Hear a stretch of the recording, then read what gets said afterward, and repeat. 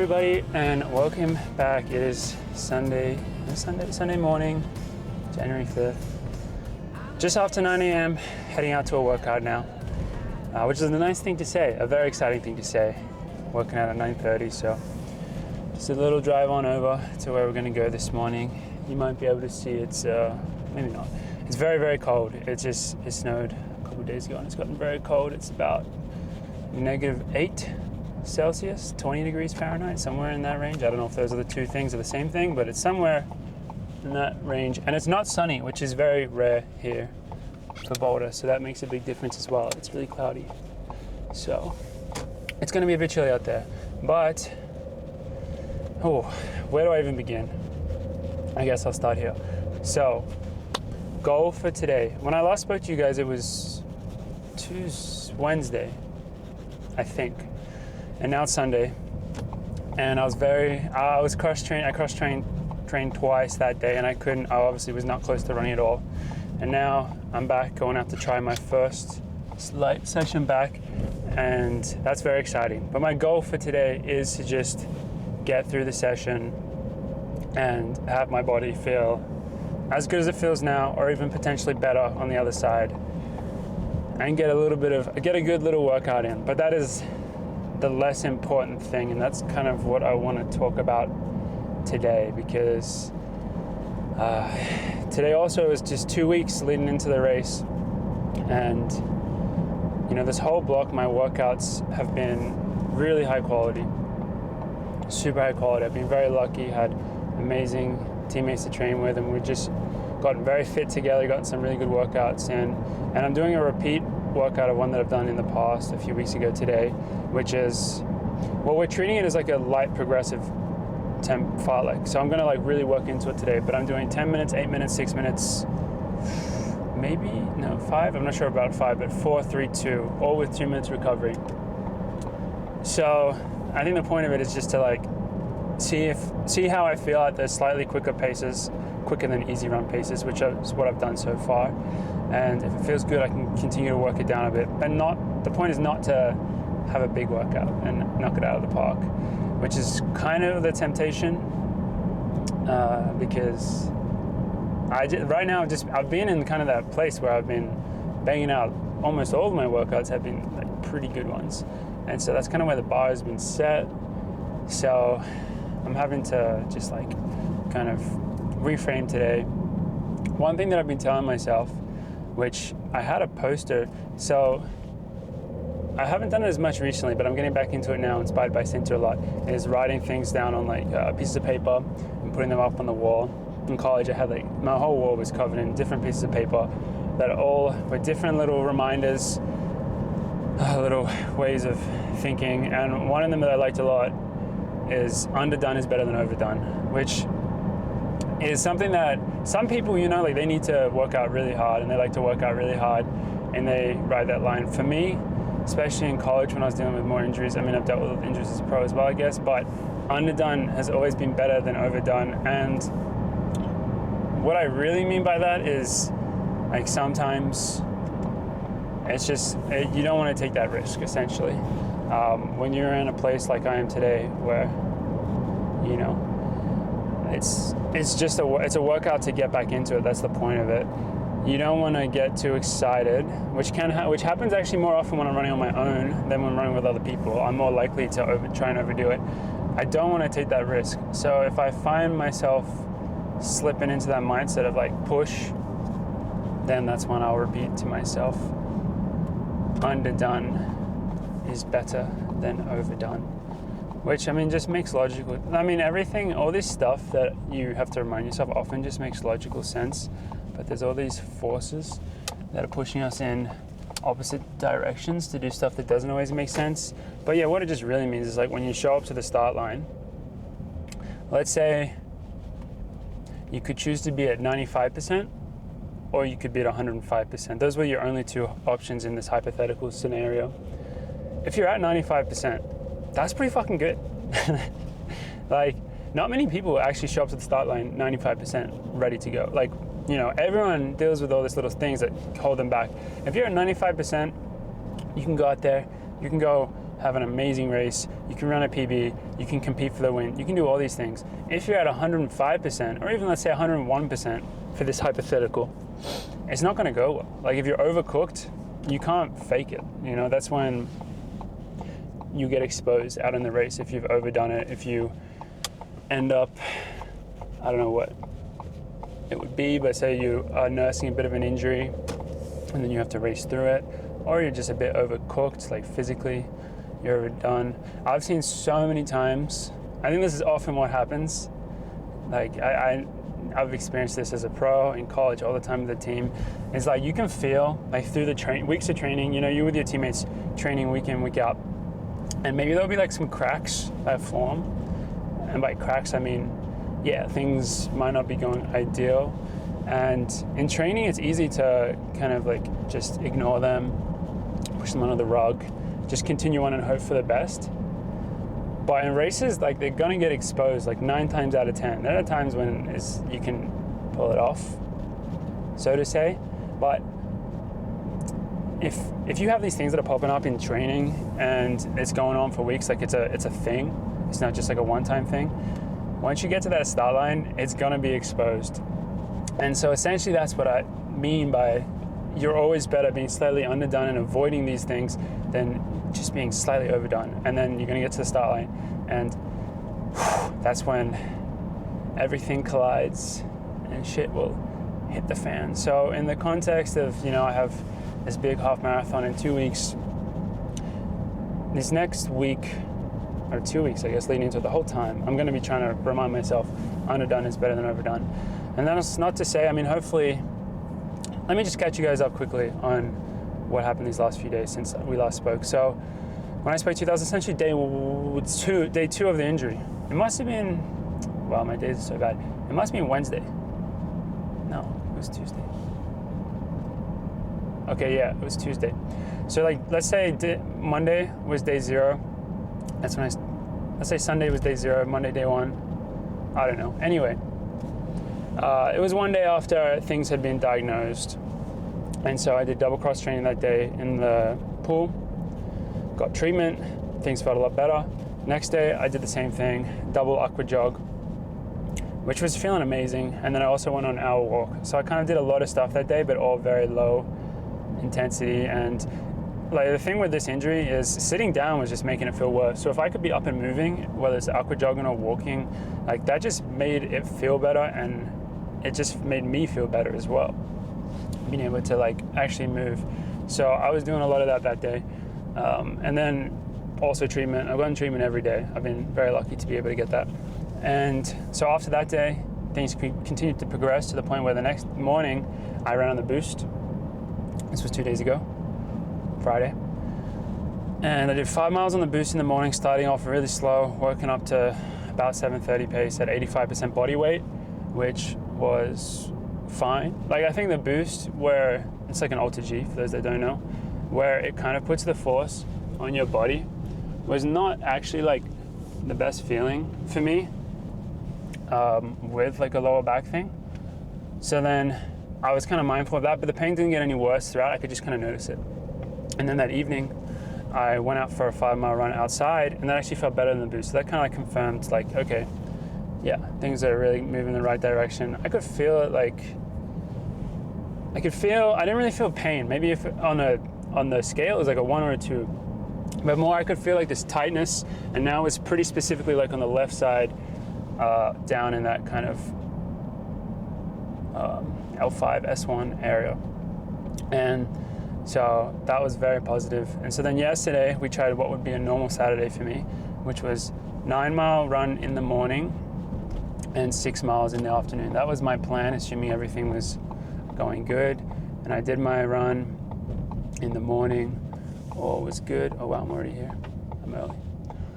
I did my run in the morning. All was well. Pain was even less, I would say. Runners all over the road, trying to get hit. That's my people. So I did my run in the morning. All was good. Probably a 1 on the, like I still felt that blockage a little bit down at the sacrum area on the left side, but it was less than the day before. and it just felt amazing to be able to actually go run with people, Cinta and Tice.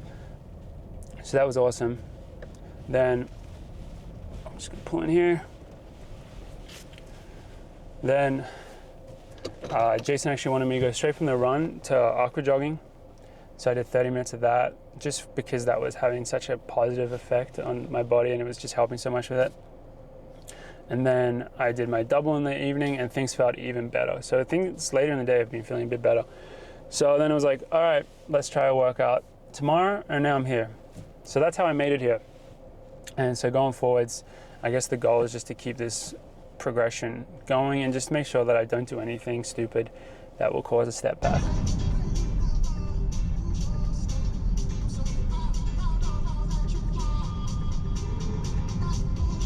Well, that was an interesting turn of events. A classic morning. Actually not a classic morning, it's normally nice weather here, but kind of a shit show out there. So we went to the first place. The conditions weren't as nice as we would have liked on the road, too icy. So then we came to check out a second place. I went and warmed up. And then I came back from the warm up, spoke to the coaches, and we decided that it was still too bad, still too icy up here as well. So I went and jogged another 2 miles, so 5 total this morning. And I'm gonna come back later and do a workout on the indoor track, which I'm actually pretty happy about because the indoor track is sick to run on here. It's so nice. We book it out Sunday evenings for a few hours, pay the big bucks for that. But yeah, with my back, it's just like, it didn't make sense to run on any surface that was gonna put me at a slightly higher risk, which is definitely the case with how icy it is out here this morning. Oops. So, geez, relax. So, yeah, we'll go to the indoor track later. And rather than doing a fartlek, I'll go and do 2K repeats, which is, so the track is, it's a 300 meter flat track, super nice facility. And if you run out in lane 6, I think is the outside lane, one lap is exactly like 333 meters. So doing 1K repeats and 2K repeats is so nice there. So I'll go do a bunch of 2K repeats there later. Not sure what pace yet, but yeah, just work into it and see how that feels. So yeah, now I get to go relax for a few hours and then do this all over again. But now I'm happy. I think it's the right call for sure. So yeah, I'll see you guys then. Hey, you. How's your shakeout? Good. You ready to go? No. Big indoor track workout today, first of the season, first of the year. It's not a big one, but it's the first one. You excited? Yeah. You cannot see it? Are you excited now that Morgan gets to join? Yes, it's going to be my pacer bitch. 70s? 70s? Your threshold could be our... That's probably faster than me. I don't think I'm running 70s, maybe. 800 to 20 is 70s, no? Yeah. That's probably faster than I'm going. You're too speedy. Paces. We'll see. All right, take 2. Workout on indoor track, best workouts of the year. Boys are here.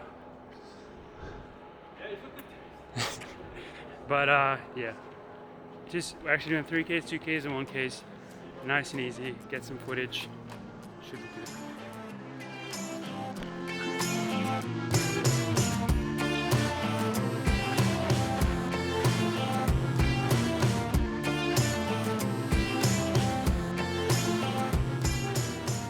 Hi, Kai. All right, so Morgan here. As you can see, I'm out here grinding solo on the track, and this workout, yeah, it was a lot of laps. The indoor track here is 300 meters. I'm running mostly out in lane 6 and 5. Lane 6 is 333 meters. So yeah, it's like you end up running a lot of laps, and I am kind of solo. You know, it's kind of sad. You see all the other boys getting to work together. I'm out here on my own.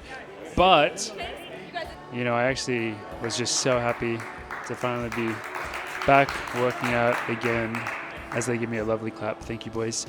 I'm just happy to be back working out again after, what I've been through in the whole week. And even in this day, there's something challenging really mentally about, like in the morning you go out and you expect to be doing your first workout back after an injury, which is kind of a stressful situation, and then you have to postpone it even longer. So by the time I got to get out here, I was just happy to be running. And the pace for this first one was meant to be 5:20 mile pace, but I think I went a little bit quicker and ended up running 9:27.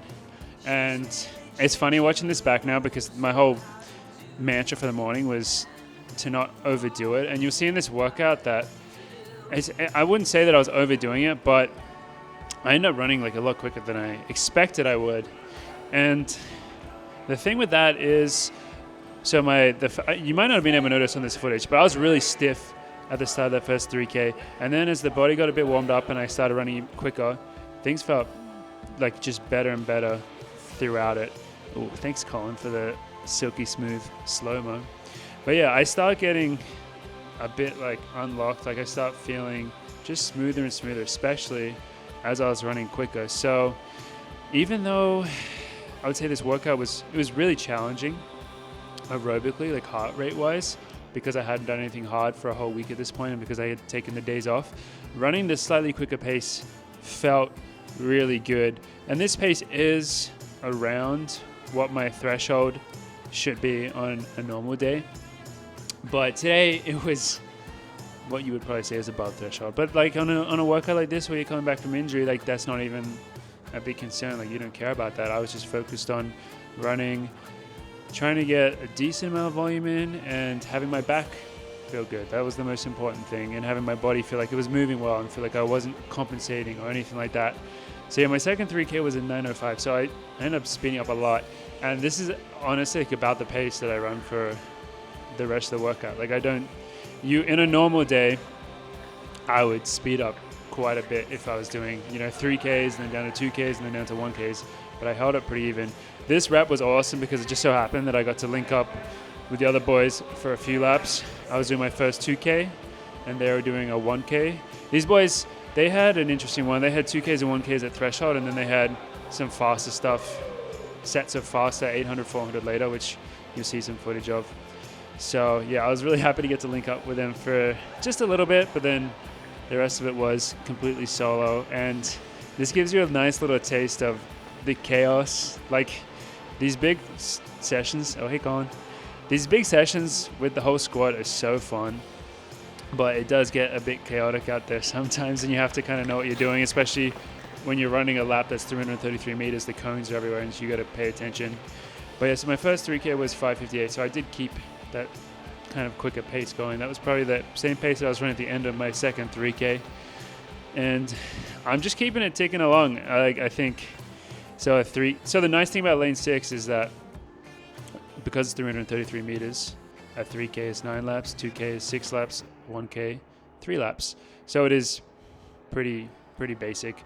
But I'm just trying to keep this pace ticking along and keep smooth. But I am honestly like working pretty hard, I would say, at this point.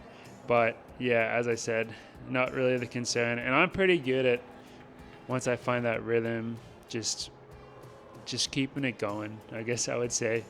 And as you can see here, Sage hopped in behind me for a lap because our pace is linked up. So that is one of the benefits of having such a big squad, is sometimes you do get those little link ups. And yeah, so after the 3Ks and 2Ks, I'm on to my 1Ks, and I was doing 3 to 5 of these, depending on how they felt. And yeah, by the time I got to them, I did feel very tired. And the tiredness I was feeling was just my legs were dead. My injury-wise, things were feeling good, but my legs were just cooked from not doing anything at this pace. But as you'll notice, I'm now running in lane 5 in the regular direction around the track. And running in that direction actually felt a lot better. So these first few 1Ks, I feel like I got a little bit of pop back in my legs from that. The second one, this is my fastest rep, 256. I was trying to get it down a bit, so I went out and ran a 256 on this one. But then I kind of knew after it that I was not going to run any quicker today. And from this point on, the goal was just to get that volume in. So it ended up being 15K of work on the track, which, you're considering where I came from, like the injury and all that, I was like so happy to get it in, and it's not, dude, the boys are flying now. So they're running very quick for comparison now. Quick 8s and 4s, as I said. But yeah, I just wanted, like, this pace is not actually that far away from my half marathon race pace. So to be able to do like a solid amount of volume at it really gave me a lot of confidence that like everything was good with this injury as the boys come flying through at this point. Lots going on. So but yeah, my fourth one, 3 minutes, legs are hurting pretty bad at this point, and then I just know, like, yeah, one more, 3 laps, how bad can it be? Let's just get through it. And I was kind of like paying some attention to the other boys, what they were doing the other time, because I was getting a little bored out there. I was out there for I think almost an hour, about an hour in total, and so it was exciting to watch them ripping it as we normally do at this indoor track. And also good to see Mario getting back into it as well, and the women. So everyone out there was putting in like a pretty good one.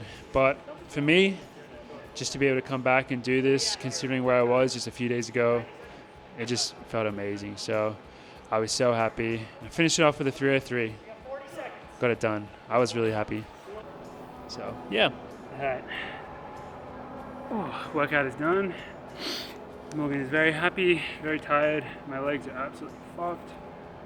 I think I ended up doing 2x3K, 2x2K, 5x1K. Laps around the indoor track, a lot of them. But I don't know how many Ks that is, but it's a lot. But the back felt good. It felt better as I went on. So like I felt smoother. Like I was finding my rhythm, so that was good. It was just really hard getting back into it after 1 week of no hard workout, so to be expected. Let's go, Mario! But it's just awesome to be back here. Indoor track with the whole gang, working out, getting it done. We get some amazing work done in here, and it's always so fun.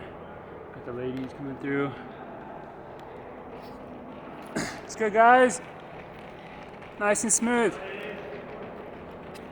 And the boys just finished up too, so yeah, we are done. Time to cool down and then get some dinner. What did you run today? The boys are quick, man. I heard you were quick. The boys were quick, man. I messed up pacing, guys. What happened?